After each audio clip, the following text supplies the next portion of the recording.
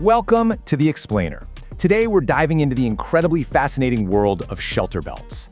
Look, if you manage any kind of land, whether that's a sprawling farm, a homestead, or an exposed coastal property, you already know the wind doesn't mess around. It is a formidable force. But what if we could transform a simple utilitarian line of trees into a thriving, multifunctional ecosystem? Let's discover how shifting our perspective on shelter belts can completely revolutionize the way we manage our land. Here's our roadmap for today. We'll start with what is a shelter belt. Then we'll look at traditional versus permaculture systems. Third, we're going to get into stacking polyculture benefits. And finally, we'll wrap up with some really practical tips for planting success.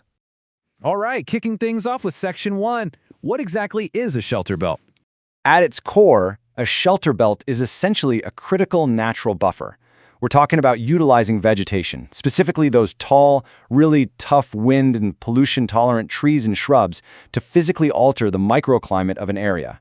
Whether you're trying to protect livestock grazing meadows, agricultural fields, coastal zones, or large parks, the ultimate goal is to screen, divert, block, and dampen those relentless prevailing winds. And of course, those wind forces can change dramatically depending on your geography, the season, and the specific topography of your property. You've probably seen the absolute classic version of this driving down a country highway. Those perfectly straight, parallel rows of trees, like a Lombardy poplars, planted right in the wind's path. They act as a literal wall, pushing the wind up and over the land behind it. It's a very rigid, structural approach to solving the problem. Which brings us right into Section 2, traditional versus permaculture systems. So here's where the paradigm really shifts. The traditional shelter belt relies on a monoculture. That means you're using a very limited choice of species, maybe just columnar oaks, red maples, or white spruce. Now, it does its primary job of screening wind incredibly well, but it's totally one-dimensional. Then you have the permaculture or polyculture approach. This method is a game changer. It introduces a massive variety of species. We're moving way beyond just tall trees to include shrubs, ground cover, and companion plants, stacking multiple benefits for your soil, food production, and livestock, all within that exact same footprint. The visual difference is honestly night and day. On one hand, you have that uniform utility, structural and effective, but kind of sterile. On the other hand, you have a wild, lush, mixed species ecosystem. It's dynamic. It's alive. It is so much more than just a wall. It's a living biological corridor. Let's dig deeper into that in Section 3, stacking polyculture benefits. This is where we get into what permaculture practitioners call a guild. In a polyculture setup, a tree is never just standing there blocking the breeze. It's an active participant in a highly cooperative community. Birds are acting as messengers and seed distributors. Mycorrhizal fungi in the soil are actively trading nutrients with the plant roots. Insects are providing sugars, and legumes are fixing nitrogen right out of the air. The whole system basically supports itself, protects itself from pests, and continuously builds incredible topsoil. And by shifting from a single species to this diverse polyculture, you unlock a ton of amazing perks.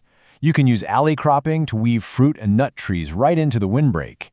You can use the gaps between your young trees as temporary nursery zones to grow stock for the rest of your property. You can create silvopastures for livestock fodder. You can build soil health with nitrogen fixers and biomass accumulators like comfrey. You can even design these belts closer to your homestead as powerful sound barriers, or plant them along your land's natural contours to radically improve your water management.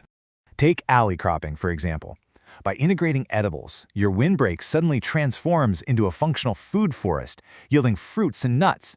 And at the exact same time, you're providing this crucial nectar-rich habitat for pollinators.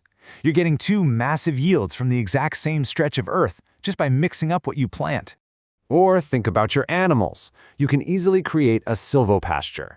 By planting hardy, indigenous fodder trees on the outer edges of your shelter belt, you're giving your livestock a highly nutritious, totally natural food source.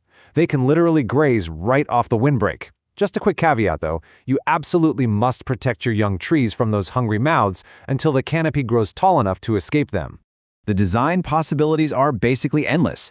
By thoughtfully plotting these multifunctional rows along your land's natural contours, you're stacking yet another function.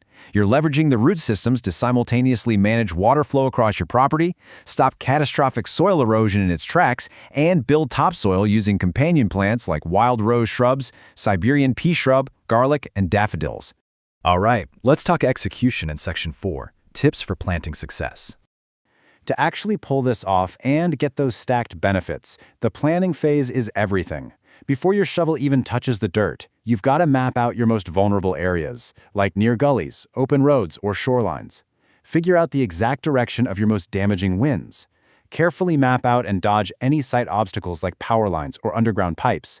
And vitally, select indigenous species that actually want to grow in your local environment. Stay completely away from potentially dangerous, toxic, or invasive plants.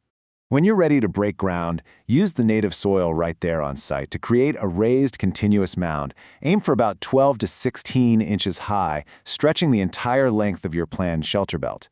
You want to diligently remove big rocks and non-organic junk as you build up that bed. Next up, digging the holes. Are your trees bare root, potted, or wire basket? Here's a real pro tip. If you're on a budget, bare root trees are incredibly cost-effective and have amazing survival rates, even though they might take 5 to 10 years to reach maturity. A really smart strategy is to mix some mature potted trees in with your budget-friendly bare root varieties to get some immediate structure. Oh, and no matter what you're planting, adding a mycorrhizal fertilizer powder to the roots is highly recommended. It gives the underground biological network an absolute rocket boost. Finally, we have to protect that investment. If you want your young trees to survive deer predation or those foraging goats we talked about, you've got to secure each plant to a metal T-bar driven deep into the soil. Wrap them up tight in protective snow fence mesh using zip ties. When fall rolls around, add a temporary plastic sleeve around the base to keep the voles and rodents from chewing the bark over the winter. Finish it all off by topping your beds with compost, a generous layer of natural wood chips or non-sprayed straw, and water them really, really deeply. Understanding all of this completely changes how you look at a landscape, doesn't it? It leaves us with a pretty powerful final thought to consider.